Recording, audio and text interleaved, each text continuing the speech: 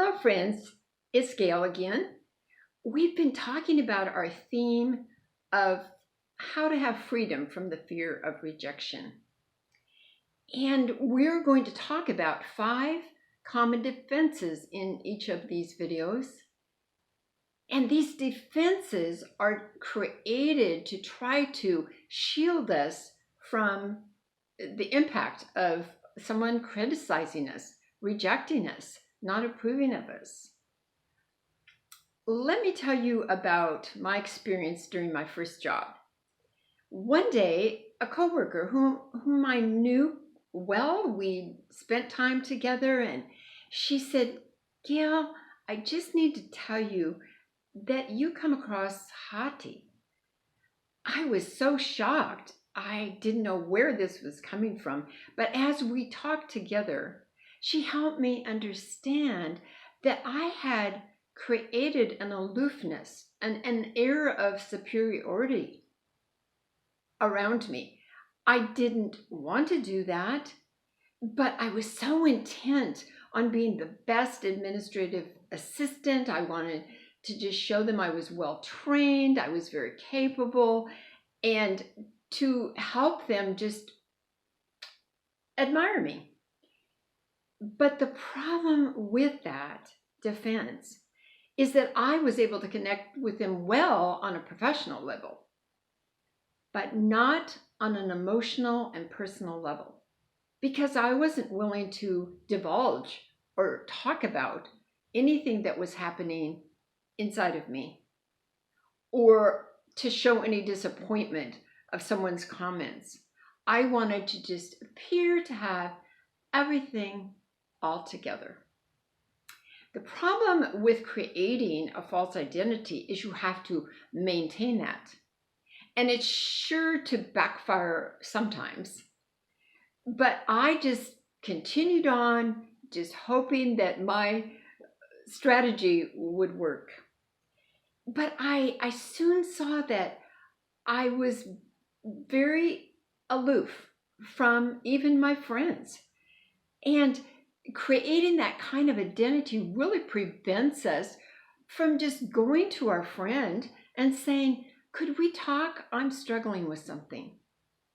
And there's such a freedom in that.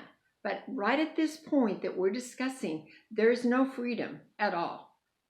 There's only captivity. There's only isolation. Because when we're not willing to talk to others about what's really happening in our lives, it becomes a very one-sided relationship. And that kind of strategy has a name. It really is based on that fear of rejection. And the name of it is Imposter Syndrome. It's an actual verified syndrome.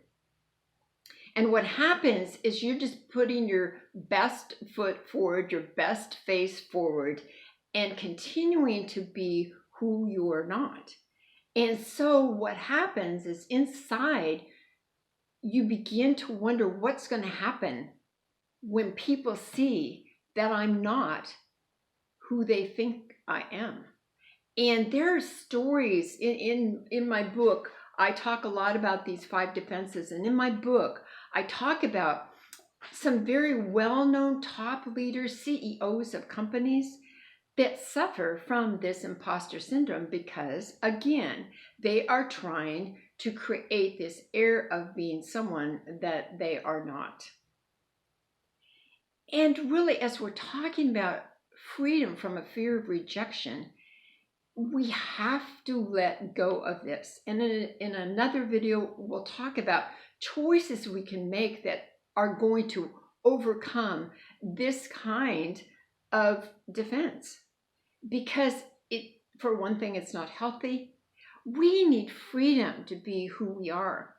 And the interesting thing is when we get compliments, when someone admires something, we tend to give an excuse of why that turned out so well. Not that we were well equipped or presented things well. But again, it's like a cover-up of a cover-up. And we are not living a real life.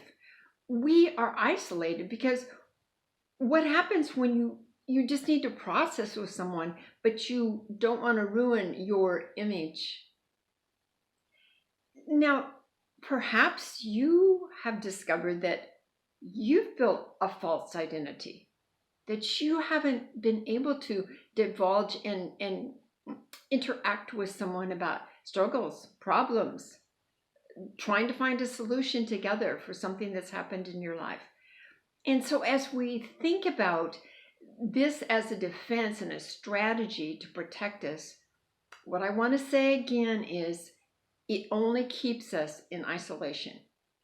If we want to really be free of that fear, we have to be willing to step out, and we have to be willing to choose to let go of that false identity. And again, in another video, we'll go into more details about that. But I just wanted to lay that out for you as we're thinking about ways that we try to defend ourselves. This is a way, but it won't work because we want to become the real person, don't we? So I'm leaving this with you to think about, have you ever created that kind of false identity? And what reasons did you have to do that, like I did? And that will help open your mind and your heart to consider that you are a worthy person because God has created you that way. And so we want what comes out of us to be what God has created us to be. So I know that we are taking steps toward overcoming that fear of rejection and to be able to walk on the freedom path. So we will talk further about that. And it's a worthy topic, is it not? Freedom from the fear of rejection. I'll talk to you soon. Goodbye.